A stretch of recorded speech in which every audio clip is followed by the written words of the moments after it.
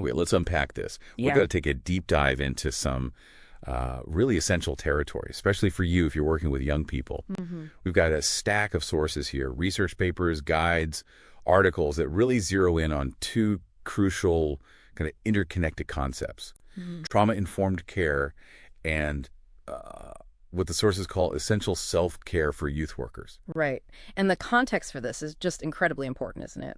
Youth work often means you're supporting young people who've experienced really difficult, sometimes quite overwhelming trauma. Yeah, So this work is vital, it's absolutely non-negotiable, and, well, yes, it's profoundly challenging too. exactly. So our mission, you could say, in this deep dive is to kind of cut through the noise, Yeah. pull out the absolute most important nuggets from all this material, Mm-hmm. and help you truly understand these concepts and why they are just so foundational to doing this work well. Sounds good. So where should we start? Maybe tackling that first core area. What exactly is trauma-informed care in this context, for working with young people? Yeah, let's do that. Mm-hmm. Simply put, it's about fundamentally understanding that many young people you interact with have faced really tough experiences, Right. experiences that leave lasting impacts on their well-being. And knowing that, you then have to create an environment that doesn't, like, accidentally re-traumatize them, Crucial point. but instead feels genuinely safe, supportive, respectful, and importantly, empowering. Right. It's a whole shift in perspective, really. And the sources, they highlight a few key pillars to this approach. First off, building real trust. Okay. And this isn't just some theoretical idea. It means making young people feel safe enough to share their experiences or their needs. And here's the really critical part. From the sources, it must be entirely on their own terms. Their terms. Their own pace, their own way. There's absolutely no pressure. It's just, an open door when they feel ready. That pace and control piece feels huge. It's all about agency, isn't it? Exactly. And another pillar is deeply understanding trauma's impact. The sources are really clear on this. Trauma doesn't look the same for everybody. Not at all. It affects young people in like a multitude of complex ways, and its impact is totally unique to the individual. There's absolutely no one-size-fits-all approach here. And acknowledging that complexity, well, that naturally leads to the next pillar, collaboration and choice. Right. If you recognize their unique experience, you kind of have to work with young people, don't you? Yeah, makes sense. The sources really emphasize that empowering them to make choices and decisions about their own lives, whether they're big or small, is just vital for healing and recovery. Giving them that power back, it feels central. And finally, something the sources label as paramount, cultural sensitivity. Oh, definitely. Being acutely aware of cultural differences and how these can profoundly shape a young person's experience and their understanding of trauma. It's not just a footnote. It's absolutely central to providing relevant, effective support. It really is. And what's fascinating, I think, is how understanding the depth of young people's needs through this trauma-informed lens, it shines a spotlight directly back onto the youth worker themselves. Ah, interesting. How so? Because to do this kind of demanding, sensitive work effectively, you really have to be operating from a place of strength, right? Okay, yeah. And that brings us neatly to the second core concept we want to cover, essential self-care. Yes, absolutely. Yeah. Let's shift the focus now to you, the listener, the youth worker. How do these sources actually define this self-care? They make it really clear it's not a luxury. It's not some fluffy extra. Not at all. It's about actively equipping yourself, sort of building your capacity to do your job effectively and navigate the daily challenges, both the professional ones and the personal ones. Mm-hmm. They really highlight how intertwined your mental, physical, and emotional well-being are, Totally connects. and how that connection basically dictates what effective self-care strategies actually look like for you as an individual. And crucially, I think this is important, the sources are explicit. Self-care is not about just adding another burdensome task to an already full plate. God, no. Who needs another thing on the list? Exactly. It's more about being mindful of what genuinely drains you, having the maybe wisdom to let go of negative influences, Yeah, setting boundaries. and intentionally creating space for positive restorative experiences. It's kind of more about strategic subtraction and mindful addition than just, checking off boxes on a self-care list. That's a great way to put it. Strategic subtraction. I like that. Okay, so given the intense nature of trauma-informed youth work that we've just discussed in this definition of self-care, why is it described as not just important, but genuinely non-negotiable for youth workers in these sources? It feels like the why goes deeper than just feeling a bit tired at the end of the day? Oh, it absolutely does. It's rooted in the very nature of the work itself. I Yeah. mean, think about it. You're constantly prioritizing other people's urgent needs. All the time.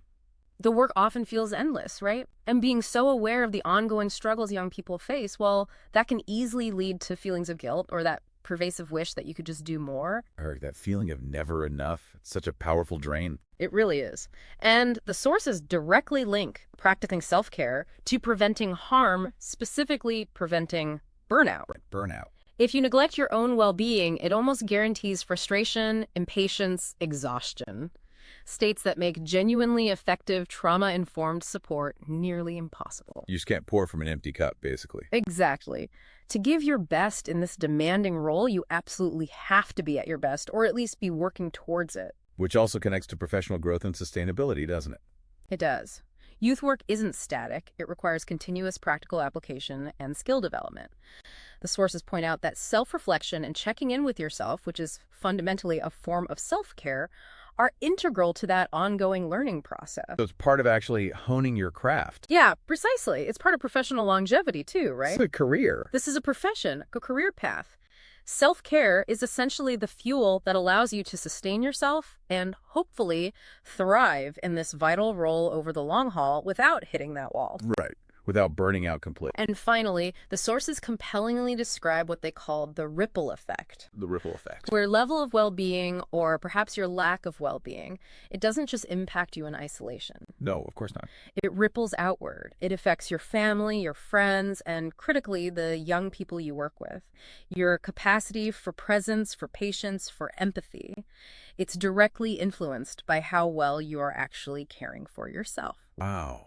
That ripple effect idea really connects the dots, doesn't it, between your personal state and your professional effectiveness. Absolutely. So beyond just preventing the negatives like burnout, what are the positive outcomes? What are the tangible benefits of actively practicing self-care according to these sources? Well, there are some significant gains mentioned. Firstly, increased resilience. Resilience, okay. Actively looking after your well-being builds up your internal capacity to bounce back when things get tough, which they inevitably do in this line of work. It helps you handle the inevitable stresses more effectively and just persevere through challenges. You're kind of building that inner strength, that reserve. Building that reserve, yeah, I get that.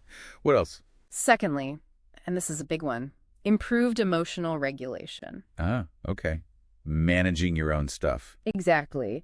Learning healthy coping mechanisms through self-care helps you manage your own emotional responses and stay grounded, even in really challenging situations. Mm-hmm. The sources use a great analogy here. They describe it like having a reliable set of brakes for your emotions. Brakes for your emotions, I like that. It allows you to stay calm under pressure, make better, more thoughtful decisions, even when you're feeling stressed or upset yourself. That brake analogy is spot on, having that pause button. It really is. Yeah. And thirdly, enhanced empathy and compassion. This links directly back to that ripple effect we mentioned. Okay. When you attend to your own needs, you simply have more emotional energy and capacity available to truly understand and respond to others with genuine care. Right. Because if you're depleted. If you're feeling depleted, it's incredibly hard to tap into that deep well of compassion that's required for trauma-informed work. But when you feel well, you have the bandwidth, the bandwidth to be present, supportive, and truly compassionate towards the young people you're supporting. So bringing it all together then, the core message distilled from all these different sources seems crystal clear. Mm-hmm. For those of you in youth work, self-care isn't just a nice to have. Not at all. It is a fundamental necessity. Mm-hmm. Prioritizing your well-being doesn't make you selfish. Actually, it makes you more effective in supporting young people. Absolutely. And it contributes to a more positive, sustainable, and healthy work environment for everyone involved, starting with you. Well summarized. So just to quickly recap this deep dive for everyone listening, we've looked at those foundational principles of trauma-informed care. Things like building trust, understanding the unique impacts of trauma, fostering collaboration, and that crucial cultural sensitivity. And we've seen why, particularly in the context of this demanding work, practicing self-care isn't optional. It's absolutely necessary. And how it provides tangible benefits like increased resilience, better emotional regulation, and enhanced empathy. Right. And building on all of that, here is a final, maybe provocative thought for you to consider. Given the vital nature of the work you do, and this clear, source-supported link between your personal well-being and your ability to be truly effective and compassionate in a trauma-informed way. Mhm. What is one specific practical step you can commit to taking this week? Just one step. Just one specific thing, to truly prioritize self-care, not as just another item on your to-do list, but as the non-negotiable foundation upon which all that important work actually rests. That's a powerful question to sit with. And just to remind everyone, these insights we've shared were carefully extracted and synthesized from a range of really valuable source materials. Yeah, and those specific sources include Self-Care for Youth Workers, which was developed by the Youth Coalition of the ACT. There was also Self-Care Agency and Self-Care Practice in Youth Workers. That one was published in the National Library of Medicine. And The Importance of Self-Care for Helping Professionals, which was posted on the All Things Possible Wellness Center website, written by Veronica Vizara. We also drew from In Focus, Trauma-Informed Care, produced by Emerging Minds. And finally, what is trauma-informed care and how is it implemented in youth healthcare settings, which was developed by Origin, the National Center of Excellence in Youth Mental Health. A really solid base of information there. And that concludes this deep dive.